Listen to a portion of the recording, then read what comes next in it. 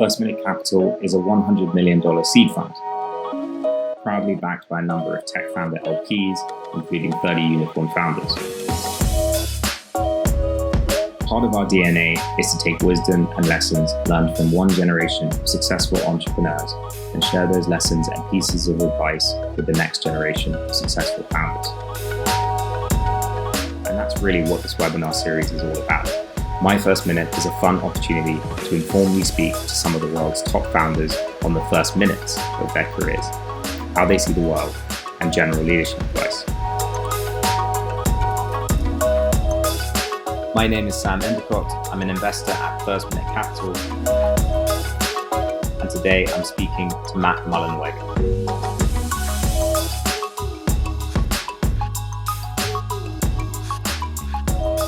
Maybe we kick it off with a very sort of philosophical question, I guess, which is, you go from a political science major to building the most popular blogging platform, open source blogging platform in the world.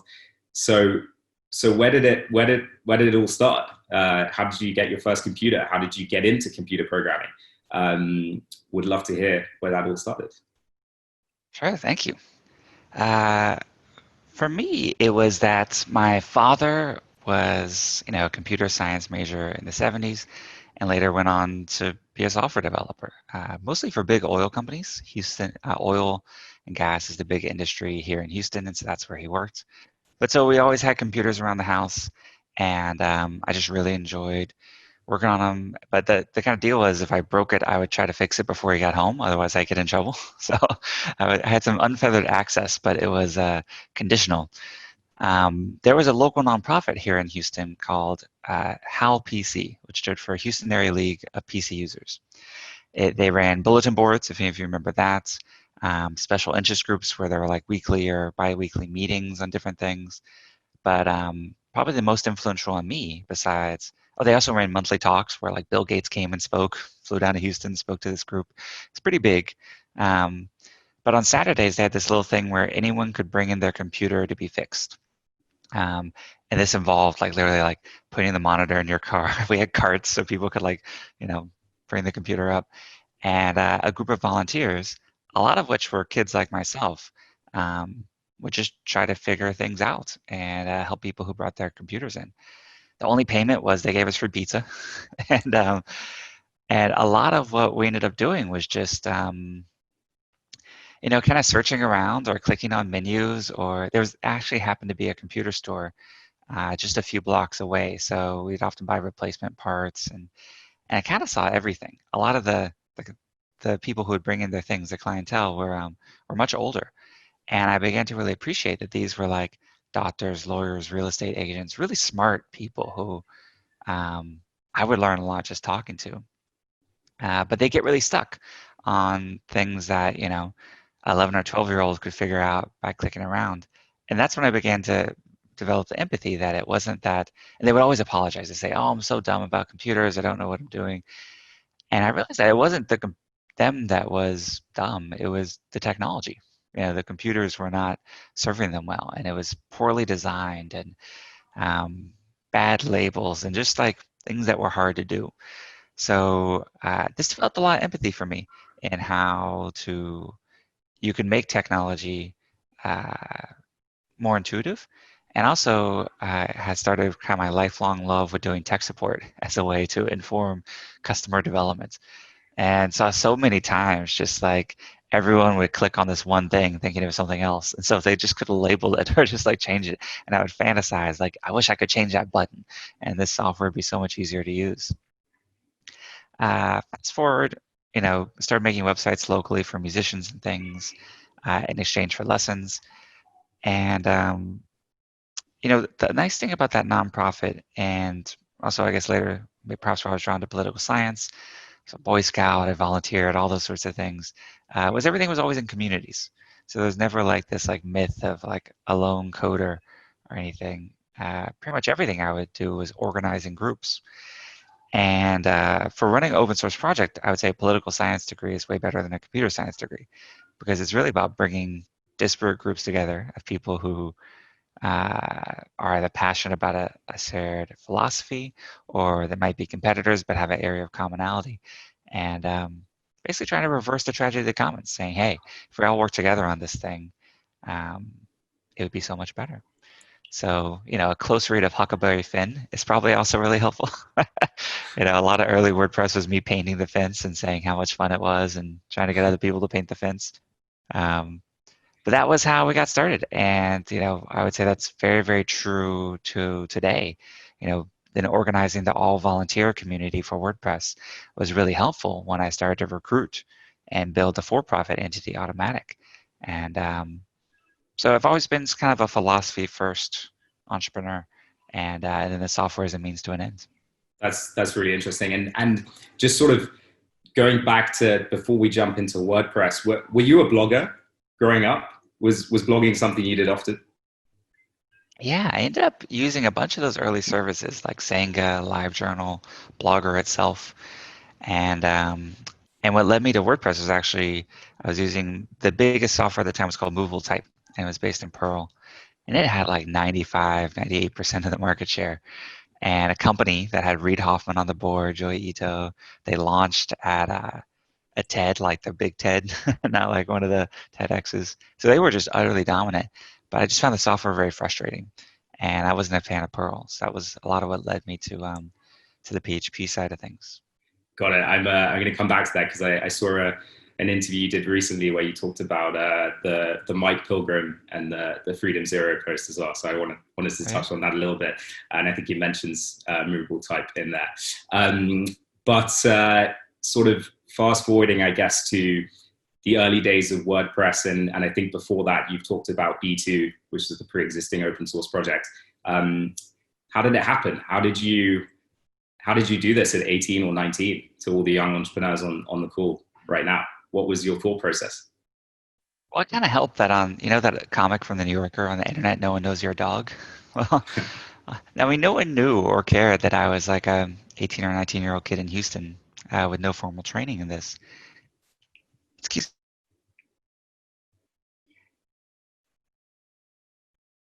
Bless you. I'm glad I can mute there. Yeah. Thank you. And aren't you glad I didn't just sneeze in the same room with you? Where were we? So I was just volunteering. So a lot of, I loved bulletin boards and BBSs, and that kind of led to both creating and running like online forums using like vBulletin or PHPB or other forum software at the time. And so I started using B2 because I thought movable type was a little frustrating. And B2 is an open source PHP-based a blogging system. Very, very simple and elegant, I thought, and was actually out of Europe. There was a founder was named Michel Valdretti, and he was in Corsica. So I started using it, and I had to figure it out. So I would go on the forums to ask for questions. And this was probably something I was doing every couple of days. And just on one of those subsequent visits, I noticed that there was, even though I was like very much a neophyte in this software, there was someone asking a question that someone had answered for me before. So I just popped in and answered it. And next thing you knew, I had hundreds and hundreds of posts on these forums. And so that's something I always tell people, like no matter how little you think you know, there's probably someone else on the internet you can help out and point in the right direction. What forums were you using at the time? How are you communicating with the community at this point? That community was on a proto GitHub, which was called SourceForge, which is where almost all the open source projects were at the time, and then had probably a vBulletin forum as well. So that these were just kind of web forums, and so that was just how we all interacted. That's awesome. Also IRC. So sorry, IRC was our Slack, and the IRC was actually a really key part of the community as well. It's funny because so much of Slack is based on IRC, but we've kind of forgotten that. I'm going to come back to that as well. I've got that in my pocket to ask you. I'd love to get your views on that. But maybe fast forwarding a little bit. So it's 2020 and WordPress, as I said at the beginning, is powering 30% of the web. When you're a 19-year-old in Houston interacting with the community, did you know this was going to happen? Or was there a turning point when you were like, wow, this is going to be big? Because as you said, there are other blogging platforms out there at this time, some which are pretty well funded. Did you go into this with a design, or was this just completely organic? Totally organic. And in fact, I would have never believed you if you told me it would be bigger. Also, because the software at that time was very limited in terms of what it could do. It was really just blogging and journaling software. And the definition of blog, I mean, there were no static pages. It was meant to be something you plugged into an existing website, not something that ran the entire website. And so, yeah, very basic. But I think the moment where it kind of flipped for me that this could be pretty big was the first translation of WordPress. So at the time, WordPress is a collection of, 80 or 100 PHP files, tens of thousands of lines of code. There was no built-in translation framework. And there was a gentleman in Japan who I actually never met or contacted. He only existed through a pseudonym that went and opened every single file, went through every single line, and replaced all the English with Japanese. And released it. It's open source, so you can redistribute it. And I downloaded it, kind of figured my way out through the installation. And it was just the most surreal experience of my life because this interface that I built had this beautiful, katakana and hiragana, like Japanese script on it. And then when I realized it must have been like 200 hours of work for someone to do this, I was like, that's insane. Someone, was really into the software, and it must mean a lot to them. So we built a translation framework so that you could, translate the software more easily. But that's when we also started broadening our mission to be more than just blogging software. That's when we adopted, it's probably 2004, 2005, the mission of democratizing publishing. And we took that very seriously from a philosophy point of view. For us, it meant that something truly couldn't be democratic unless it belonged to you just as much as it belonged to me or someone else. It needed a Bill of Rights, it needed a constitution, it needed to be completely open and free. Democratize is used a lot now. People talk about democratizing ice cream or democratizing almost anything. And I think it's important to really challenge whenever you hear that. What are the freedoms really embedded? Was there any governance at this point in the community? Were you running the community at that point, or was there a group of you running the community? And how did you turn this into a sprawling group of developers and bring some structure to it? And I guess it kind of is going to lead on to my next point, which is how do you start thinking about Automattic, and when does that seed get planted in your head? We did not have any formal governance. We had a de facto lead, or sometimes in open source they say benevolent dictator for life or something, in myself. But even that didn't come up to many years. But I had registered the domain and created the website and hosted it and everything like that. So that kind of became the de facto version. I think my hesitance was around other popular open source programs at the time were usually under an Apache license, an Apache government model, which was sort of a committee model. And I probably started to read some entrepreneurship books at the time. And one of the advice that was always in there was like, you don't want like 3 CEOs. It's better just to pick one of you and have a clear line of reporting and hierarchy and decision making than to have something unusual there. Now that said, what I would do is I would pass on responsibilities to anyone who was passionate and showed up. So I wasn't trying to hold on to a lot. I would do the job myself and contribute to it, but whenever someone contributed, regardless of their background or anything, I would just say, hey, I see you've been doing a lot of patches. Would you like to commit, or would you like to review other patches? So it was very, very liberal in giving responsibility to anyone who seemed passionate and eager, and not that worried about the trust side of it, because we would kind of develop the trust by working together. So that was the governance model, and actually still today, WordPress is now comprised of many thousands of people who work on a regular basis. And we try to keep things largely informal. We do have a lot more committees now, but we try to have a clear hierarchy above them so that we say that, okay, maybe there's a group that can operate by consensus for a given area, but there are some hierarchies further up that that could override that if they wanted to.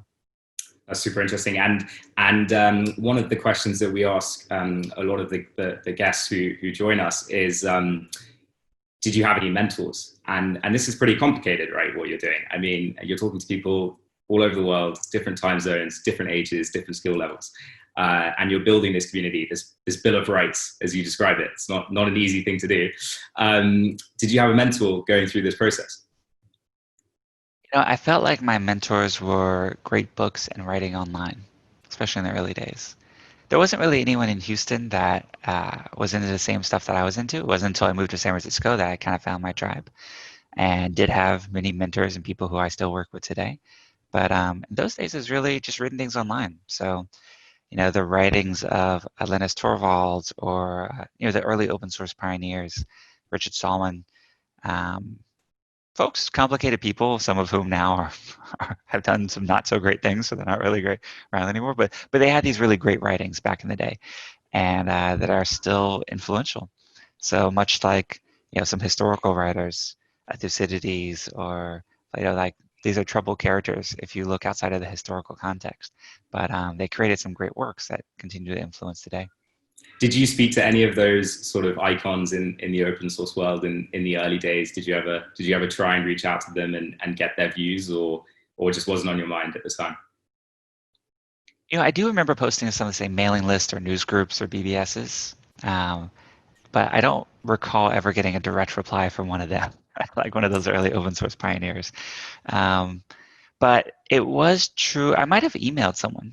I have a vague recollection of maybe emailing the Free Software Foundation with a question and getting a reply back. Likewise, a lot of folks in WordPress have a story where they just emailed or used my contact form early on, and I replied. And it's actually part of my the albatross I carry now of email is that I'll reply to emails sometimes that are 4 or 5 years old.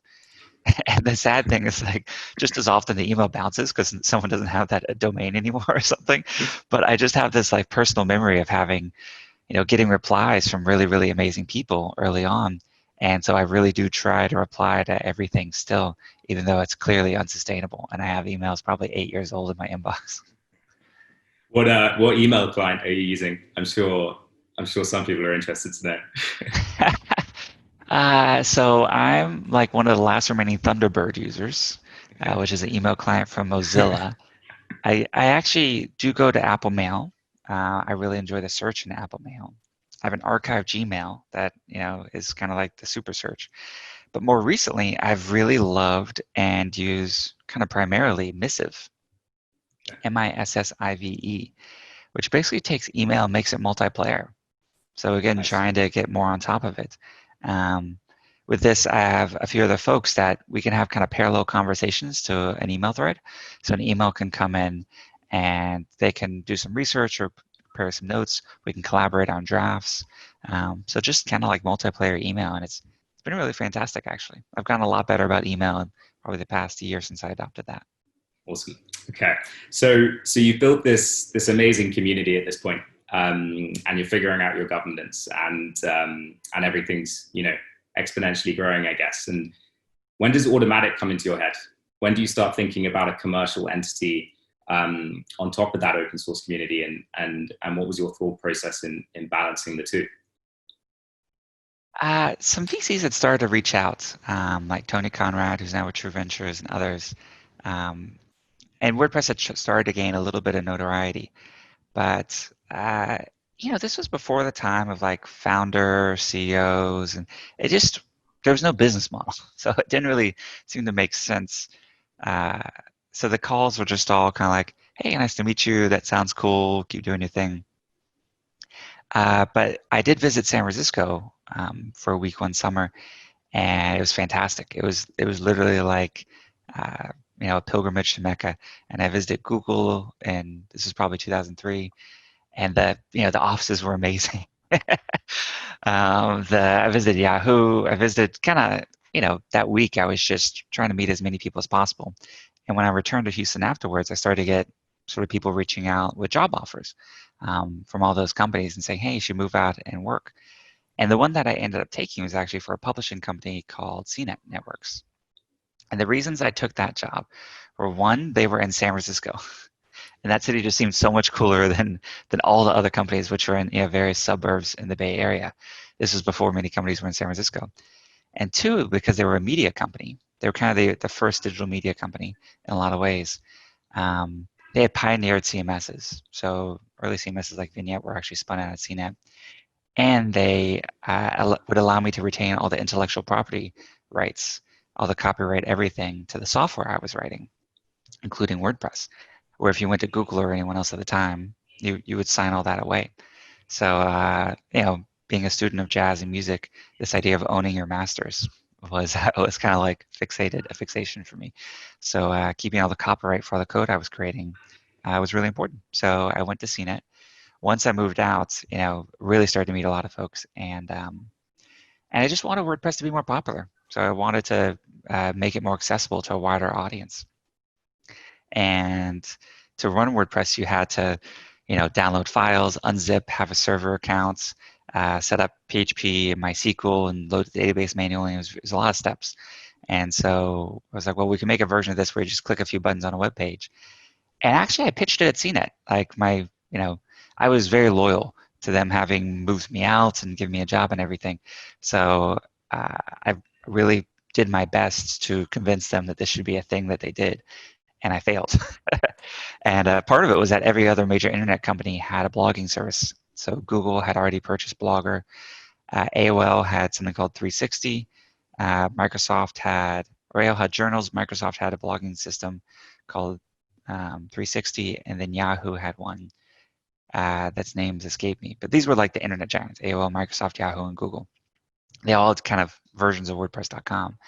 So CNET didn't want to get into it, but they did agree to invest in the company that I ended up starting.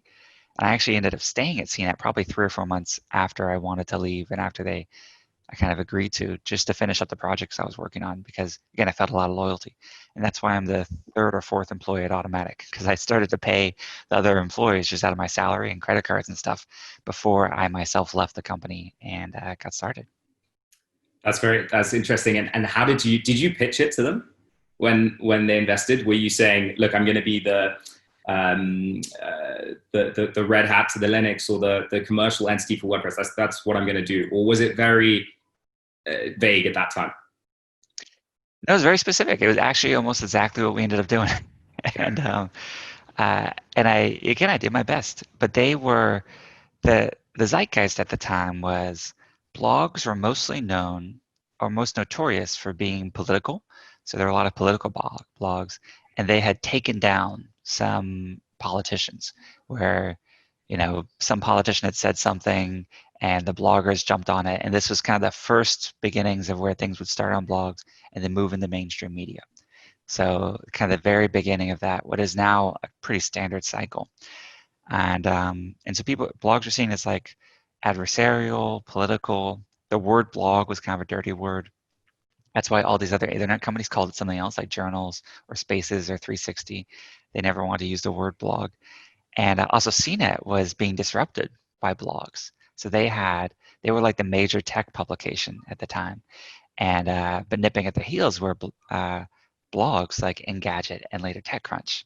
And so there was this kind of institutional disdain for these, people who aren't journalists sitting at laptops in their underwear thinking they can write about technology and cover things like they're journalists. And they didn't go to journalism school, they didn't have editors, they didn't have anything. And so that institutional disdain, I think, kept them from seeing that this was actually kind of the platform in which in the future probably most of the content in the world will be created. And I actually consider like Twitter a form of microblogging, Facebook, Instagram is image blogging, like every social network that exists is basically a form of the feed or the stream and blogging or publishing. That's awesome. And do you remember your first paying user at Automattic, or have you gotten? Yeah, so there was no obvious way to monetize the core software at the time, and in fact, I didn't want to because I didn't like the models because I'm a GPL kind of evangelist or true believer. So I didn't like the models that's typical in open source where you have the free GPL version, and then you say, oh, that license is scary, it's viral, it's going to infect your whole company, and we'll sell you a proprietary version of it. So I never wanted to do a split license like that or a dual license. So the first software is actually a SaaS service called Akismet, which is an anti-spam software. because blogs started to get a lot of spam, and everything we would do at the blog level to block the spam would work for a few weeks, but then the spammers would adapt to it. So I wanted to create a real-time SaaS service that would essentially adapt in real time to what the spammers were doing, and then sort of pool the collective intelligence of all the people who use the service. Kind of like, the kids in the playground banding together to stand up to the bully. This used very, very early versions of machine learning to be intelligence and adapt in real time, and it was a lot of fun. I wrote it, the first version in a weekend after I left CNET, and that ended up being the first paid thing for WordPress. It was API driven, so I also created plugins for Movable Type and Drupal and all the other major publishing platforms at the time. And so Kismet actually was and still is one of our big revenue drivers. And because it had the secret sauce, I was actually the only developer on it until I think 2012 or 2013. I was the only person besides one sysadmin with access to the code, because we had this idea that we had to keep it super secret or the spammers would bribe someone at the company to figure out how it worked. But it's still, I guess 15 years later now, has over 5 nines of accuracy in terms of identifying web spam. So if you have anything that accepts web content on your service, you should use a Kismet. It's also really cheap. That's awesome. And we were speaking very briefly before, and I promised I'd drop this into the conversation, but some of the WordPress releases have very interesting names. Where do they come from? What's the inspiration? Yeah, for every WordPress release, we try to highlight and honor a jazz musician. Yeah, I mentioned earlier, I did websites in exchange for music lessons. And so I played jazz saxophone, still do a little bit, and just love the music. I love the idea of improvisation and having kind of a structure that everyone riffs on top of. And jazz is also intensely collaborative. The musicians are listening to each other constantly, responding to each other. And it's magic in that something that can happen one night when you play together, one time when you play together, never existed before in the world and will never exist again exactly in that way. So I really enjoy that and find it my favorite kind of genre of music. That's awesome. That's fantastic. And just wanted to touch a little bit on Automattic and moving away from the community. So again, we're sitting here today. What's your proudest achievement with the company? Has it been everything you hoped to have achieved when you look back to 2005, 2006? Would you have done anything differently? Did you think it was going to be so successful? No, did not think it was going to be this big or successful. Even exits at the time were, I feel like I'm saying at the time a lot. I feel like an old man. I apologize. But so the big exits, like Stuart Butterfield, who now does Slack, his big exit was Flickr, which he did with his wife at the time, and that sold for like $24 million. The guy I recruited to be the CEO of Automattic was the CEO of Oddpost, which was the first drag and drop email kind of rich web client. Yahoo bought it after Google released Gmail, and that was like a $20 million exit. So, winning the lottery was selling to one of these internet giants for 20 or 30 million, and Yahoo was actually the coolest. So my hope a little bit was like, maybe in a year or two, Yahoo will pick this up for like 15 or 20 million, and then I can work at Yahoo. Did you tell CNET that when they first invested, or no?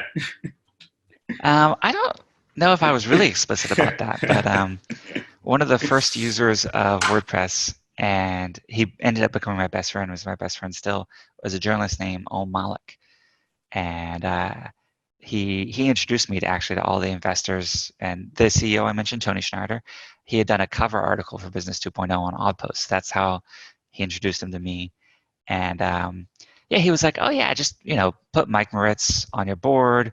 He's making him an investor. He's on the board of Yahoo. They'll tuck this in a few years. And it's kind of this instant company idea. But it was actually kind of a funny thing. So actually 2 years after we started, when we were only about 18 people, we did get an offer to sell the company for $200 million. So Nice. there was someone tried to buy it. And the big wake-up call for me was this was kind of everything I had hoped and dreamed for. Again, we were 18 people. I was 23 or 24 at the time, and I would have personally netted 9 figures from this.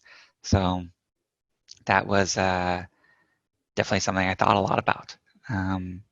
But I realized that this was also when we were bootstrapping WordCamp. So I was like traveling all over the world, speaking, trying to start like little pockets, kind of like Fight Club, where Tyler Durden goes around and starts all the little pockets of Fight Clubs. Like I was trying to start WordPress communities all over the world, and really enjoying it. And I thought, well, if I had $100 million, what would I want to do? And I had found online that story of the banker that goes to like the little sleepy town in Greece and goes out on the fishing boat. And then you'll probably have heard some version of it where, he tells the fisherman like, if you, use this better type of fishing and got this bigger net, you catch more fish. And then you could buy 2 boats and then 5 boats. And then like, um, the fisherman's like, and then what? And then what? And next thing you know, he's created a fishing empire. And then he's like, and then what? And the banker's like, well, then you could, sell all that and retire. And you could go out on a boat by yourself and fish when you wanted and do what you want. And he has that sort of realization that after all of this, you kind of want to end up back in the same place. And I realized that my lifelong passion was making open source software, working with communities, being close to users and building things I want to use. And being part of a larger entity would probably make that harder, not easier, and maybe take me further away from the code and the users and everything else. So independence seemed like the path forward. So that's when, from a business point of view, we thought, well, if we're saying no to this, what are we saying yes to? So we raised a Series B round of funding. I did a bit of secondary, so I did take some money off the table, which was transformative for me because at the time I'd only made maybe up to 100 grand a year, and then said, okay, we're going to be in this for the long term. Let's try to build something really big. WordPress was maybe 0.6 or 0.7% of websites at the time. So we really started to focus on, well, if we want the web to be open and free, because this is the most important thing for humanity, to have this open and free kind of communication layer to connect with each other, we got to make the best software for that. And we need to just make it totally ubiquitous, because otherwise the proprietary commercial self-interest forces are going to lead it to be, like little balkanized islands, and it won't be the internet. It'll just be like a bunch of AOLs. So that's what we're trying to fight against then, and still trying to fight against today. Awesome. That's and you touched on something while you were speaking, which I also wanted to talk about, and that was you mentioned Tony Schneider of Yahoo, and that was the first, I guess, CEO of Automattic post fundraising, if I'm correct. Was that a difficult decision, and what was the thought process behind bringing on such an experienced CEO right from the beginning, if you're able to share that? Yeah, I think I just lucked out. So, I met Tony, our first meeting. I didn't know San Francisco yet, so I was actually like 45 minutes or an hour late. He thankfully stayed there. And, it was supposed to be a 30-minute or hour meeting. We ended up going until like 7 or 8 hours, like past lunch through dinner. And I felt like I met my business soulmate. He had done a few startups before, sold this company to Yahoo. And was doing some cool stuff at Yahoo. He created like the developer network in Yahoo. He was helped create Yahoo Pipes and some really cool things going on there.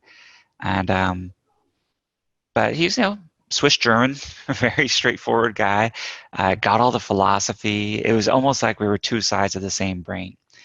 And I knew if I raised money, I would need to hire a CEO, because the model at that time was much more like Eric Schmidt, the adult supervision coming in, than Mark Zuckerberg. This was before Andreessen had sort of the founder CEO thing. So I was like, okay, well, if I'm going to have adult supervision, I want to pick it. And so that was the decision point. We had started to make a bit of money for WordPress at that time, probably 50, 60 grand a month. So it was enough to support me and the other early developers. But yeah, to raise money, we didn't really have anything in the bank. And so I felt really bad saying to these folks, asking them to leave their job, if something happened to our revenue stream, we'd just all be unemployed and have no income. So I wanted to raise money essentially to have a buffer, where where if things went bad, we'd still have like a year of salary in the bank. And so yeah, just I met my business soulmate. So he was the CEO for the first 8 years. We passed the baton the day after my 30th birthday, actually. So for years we've been talking about kind of switching and me taking over. And then he actually stayed at the company until just a few months ago. So he actually ran a bunch of different teams and did things. And it was only after some family issues got pretty serious that he stepped away, and now he's just on the board. But still one of my best friends and favorite people in the world. So it was just that I met that person. And I also consider myself very lucky that the early investors, early folks I got connected to, ended up being really good people. And they're folks who, 15, 16 years later, I still consider friends and we still work together. It's got pluses, minuses. They still see me as like a 20 or 21-year-old kid in their head sometimes. Like, obviously, I'm very different now. But it's also great having that basis of kind of trust and familiarity to build on as we try bold things. We do a lot of Automattic that hasn't been done at other companies before. And so they do give a lot of trust to say, okay, we're going to let you try this thing and see how it goes. My last two questions just before we move on to people is more looking to the future, and was wondering if you had any strong views here on what the future of technology looks like, either from a philosophical perspective or a more technical perspective. And the second question is, if you had to, leave Automattic today, go start something else, what would it be? What would you do today if you had to do something else? I probably am going to build content management systems the rest of my life. Like it's my there's a few people out there. I know most of them in the world. like we meet and we're competitors, but I can get together with Ev from Blogger, or Ev from Blogger, Ev from Twitter and Medium, or Brian Alvey, or people who just build editors, build boxes that people write on the internet and publish, and we can just geek out for hours on like content editable and how links work and how So I probably going to do that the rest of my life. Automattic's big push right now for the past 4 or 5 years has been in e-commerce and actually commerce in general. So we want to create the same equality of opportunity and open source nature to commerce as we have for publishing. Our product there is called WooCommerce. If you are selling stuff, I encourage you to build it on top of WooCommerce as kind of a base layer operating system. It's growing super, super fast. Over $1 billion of GMV per month is going through it. Actually, I think it's $1.5 billion now, and that's probably doubling year over year. So it's really taking off. It's kind of like where WordPress was in 2008 or 2009. And there's also some really cool businesses being built on top of WooCommerce. So I'd say probably commerce is the area I would go into. If I couldn't work on anything that Automattic's working on now, I think it'd be really fun to build, I guess a different type of editor is I would probably work on like code editors, like maybe desktop software for Mac OS. Okay. I love indie Mac OS software, and so it's just fun to build that. And the other part of your question, I totally forgot. The other part was what is the future of web development? What is the future of the web? I think that the future is pendulum swings. And so the web goes between going more open and more closed, more balkanized, where I think kind of the pendulum is swinging. We're at the nadir of probably the closed system. Like the way that mobile operating systems work and the dominance of the closed social networks, these things' success, their rise, contains the seeds of their own demise. So what's made them most popular also creates an equal and opposite force and reaction. So I believe that, sometime over the next 15 to 20 years, we're going to have a big, big push into open, decentralized, federated systems. And, at Automattic, I'm going to do whatever I can to help drive that. Now, much like in the Matrix, like, the one has happened 5 or 6 times before. Like that will again contain the seeds of its own demise. Open and federated systems tend to have like usability problems, or maybe it'll be slower. There'll be some new platform that comes along, perhaps VR driven or something, that for speed or some sort of proprietary sake, a company creates it in a closed way, and that'll get really, really popular. And then all the copycats of that will be closed, and it'll swing the other way. So I expect this will probably happen, hopefully, if I live a long time, a few more times. But I always want to be a champion for the open side of it. And now we turn to Q&A.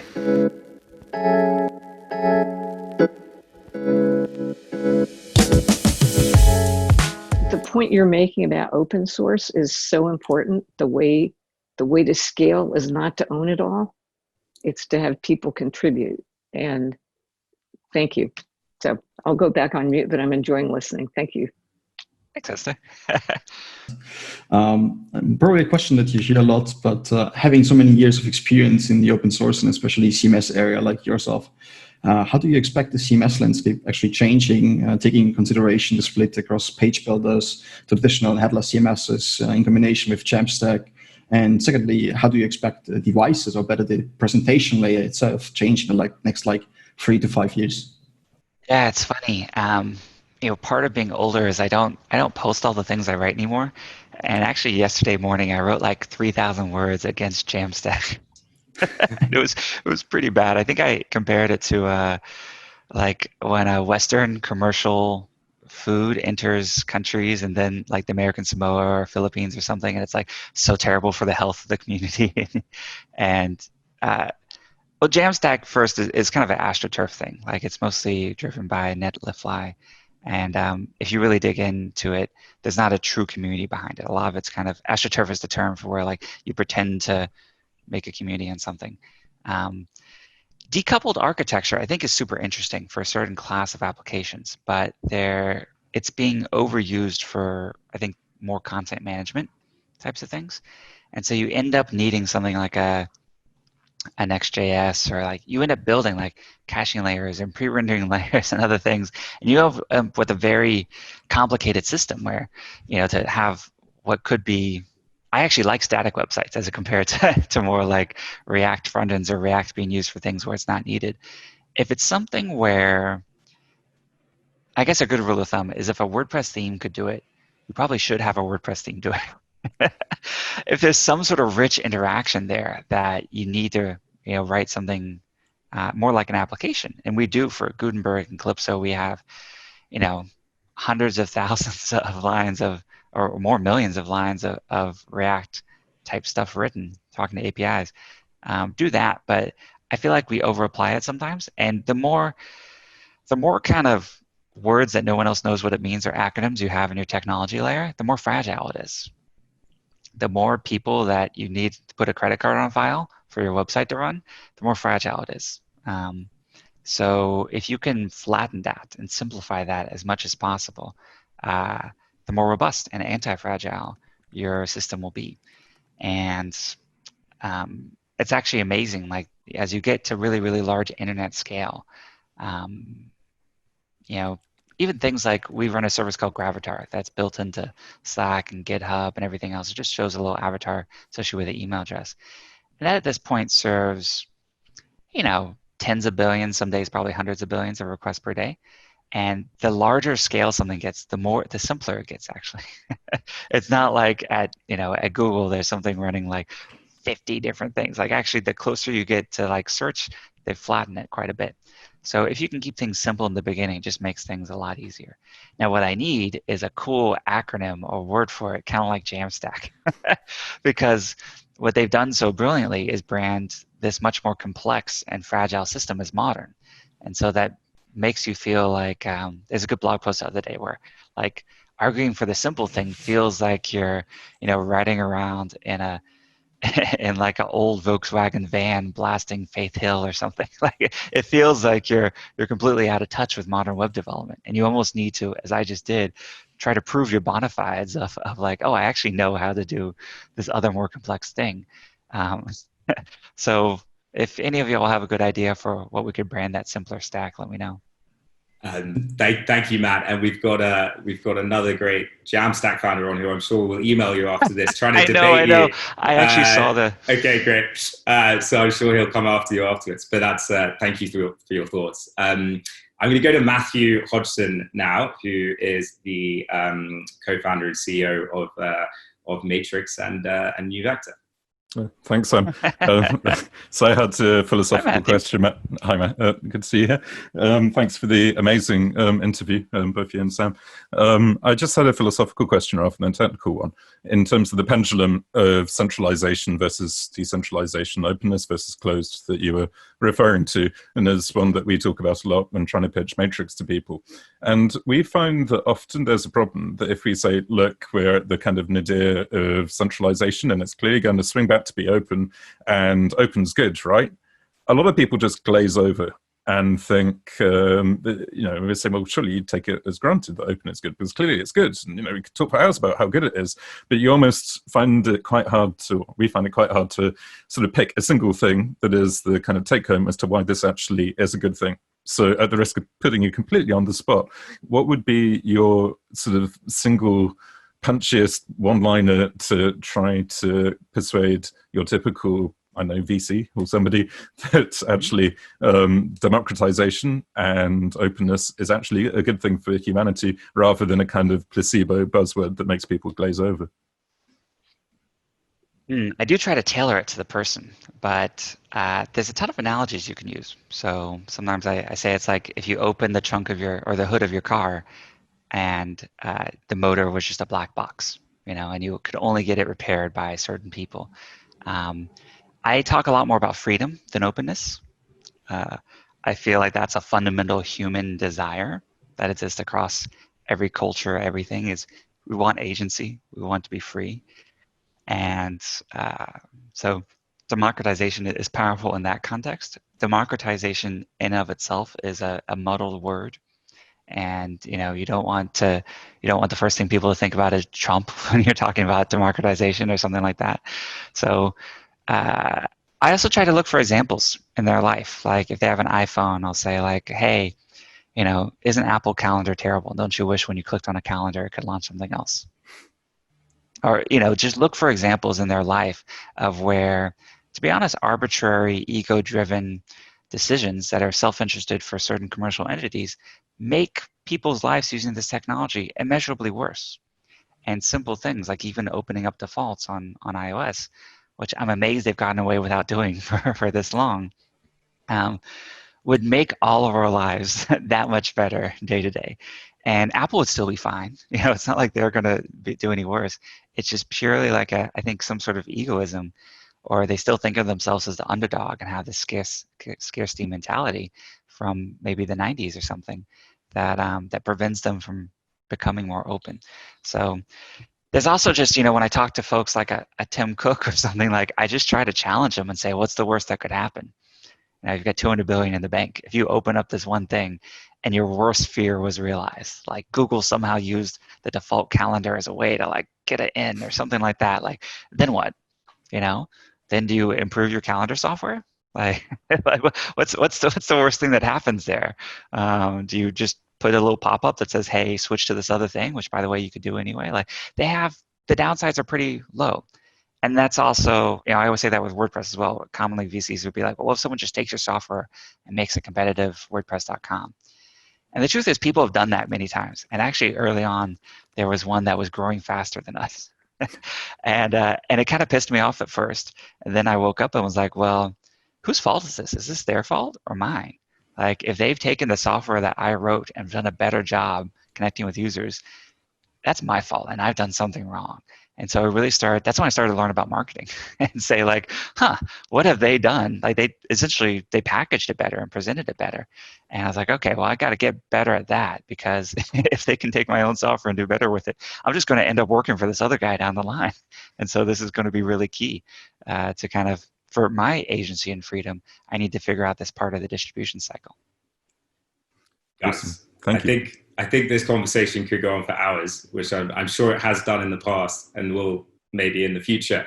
But I think we're running out of time. But I just wanted to close it off by saying, Matt, hugely appreciate you joining us. And I also just wanted to give a shout out to my colleague, Clara, who I guess you weren't retired, but could have been an equivalent to a fishing holiday in the Indian Ocean where you guys met. So huge thank you for Clara for putting this together and getting us in touch with you. And it's been awesome. So thank you. Can I say one quick thing in closing? Yes. I'm a little bit of a zealot, and but I try to be pragmatic as well. So while I hold these very strong philosophical views, and I apologize to the person here who's maybe in the Jamstack community or something, I'm also very open to the opposite being true. And I do think that it's worthwhile trying almost anything. But I encourage people to really, whatever you hear, whether it's from myself or others, like really challenge it and dive deep into it and sort of do a lot of introspection from first principles where you can and say, okay, what would need to be true? If this were true, what happens in 10 years? What happens in 50 years? What is the second and third order effects of something being true or being false? And really trying to challenge that. And I think that's the way you can create products that can last decades. Thank you. Thanks, Matt. Really appreciate it. And thank you to everyone for dialing in.